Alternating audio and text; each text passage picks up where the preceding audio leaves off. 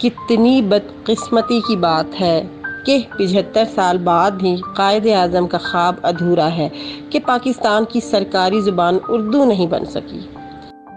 تحریک پاکستان کے دوران قائد اعظم نے بار بار قوم کو یقین دلایا تھا کہ پاکستان کی سرکاری زبان اردو ہی ہوگی۔ مسلمانان برصغیر ہندوستان میں انگریزی زبان کے تسلط سے تنگ تھے اور دفاتر اور انگلش میڈیم سے نجات حاصل کرنا چاہتے تھے۔ 1906 سے 1947 تک مسلم لیگ کے ہر اجلاس میں نفاذ قومی زبان کی قرارداد منظور کی جاتی تھی۔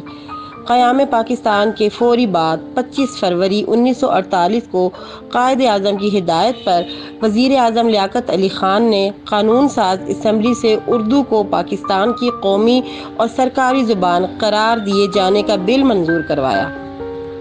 مارچ 1948 میں قائد اعظم نے چٹاگانگ مشرقی پاکستان میں عوام سے خطاب کرتے ہوئے فرمایا کہ اگر ہم ترقی کرنا چاہتے ہیں تو ہمیں ایک ایسی زبان کا انتخاب کرنا پڑے گا جو پورے ملک میں سمجھی جاتی ہو، جو میرے خیال میں اردو اور صرف اردو ہوگی۔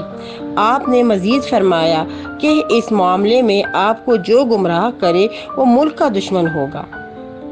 قائد اعظم کی رحلت کے بعد ملک پر اس طبقے نے قبضہ کر لیا جو مکمل طور پر انگریزوں کے غلام تھا۔ انہوں نے آج تک اردو کو سرکاری زبان نہیں بننے دیا۔ دستور پاکستان کی شق 251 کے مطابق 1988 سے پاکستان کا سارا نظام اردو میں منتقل کیا جانا چاہیے تھا، جس کے لیے مقتدرہ قومی زبان نے تمام انتظامات بھی مکمل کر لیے تھے، لیکن نوکر شاہی اور حکمرانوں نے اردو کو نافذ نہیں ہونے دیا۔ سپریم کورٹ نے 2015 میں فوری طور پر دستور کے مطابق قومی زبان کو نافذ کرنے کا فیصلہ دیا۔